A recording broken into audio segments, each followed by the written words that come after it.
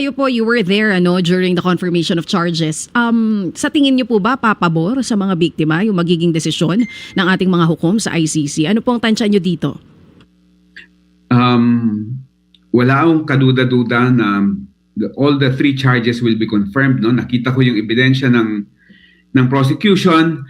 Nakita ko rin yung proseso kung gaano sila ka-detalyado sa pagkalap ng ebidensya. So talagang tingin ko mako-confirm lahat yung tatlong charges. Oo.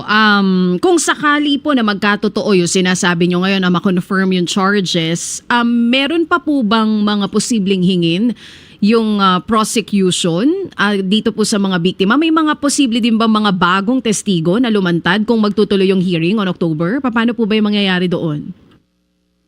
Pwede pa rin kumalap ng ebidensya yung prosecution, no? Habang hindi pa nag-uumpisa yung trial.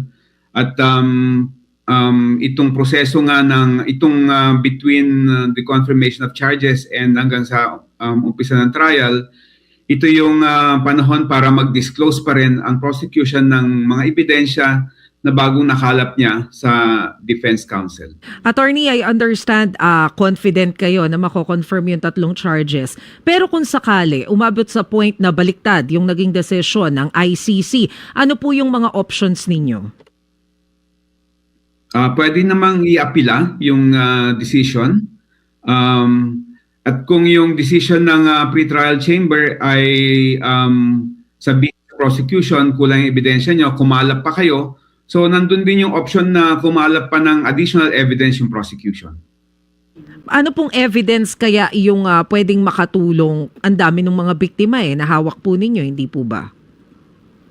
Oo, marami yung so far 539, no? Pero hindi naman lahat yun mga testigo kasi iba yung victims who participate and yung mga testigo ng prosecution, no? Pero ang alam ko maraming testigo yung prosecution na nakalap. Meron pang mga insider, no? Yung mga talagang yung tinasabing parte nung pagplano at pag-execute nila ng mga killings na yan.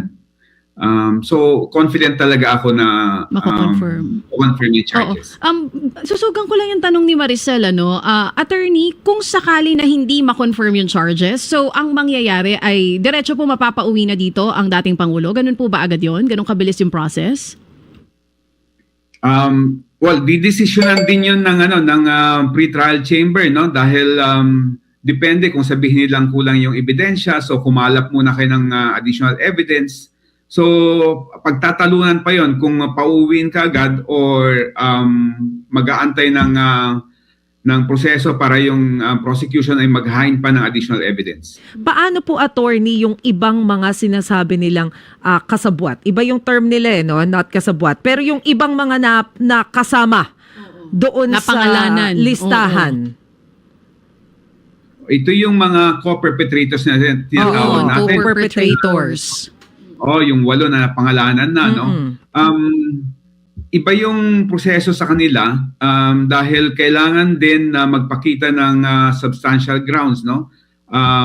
Sa isa-isa sa kanila, no? So kailangan magpresenta ng ebidensya yung prosecution sa participation ng bawat isa, no? So kailangan munang mag-issue ng warrant of arrest laban sa kanila.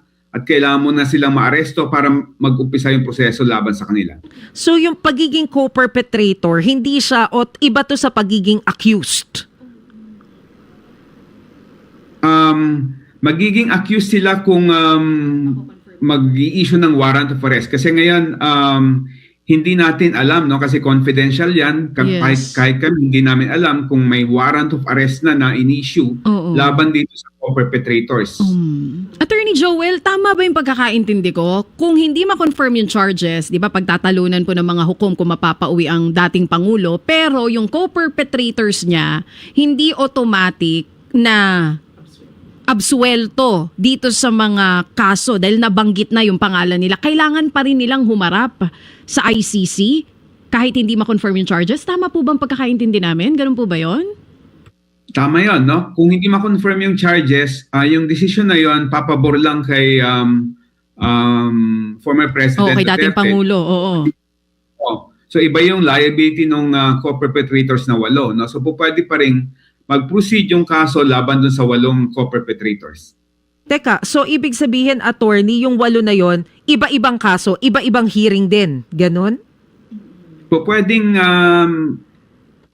iisang kaso silang 8, no? Kung sabay-sabay yung pag-issue ng warrant of arrest sa kanila at yung pag-aresto sa kanila. So lalakad, tatakbo yung kaso at the same time sa kanilang lahat.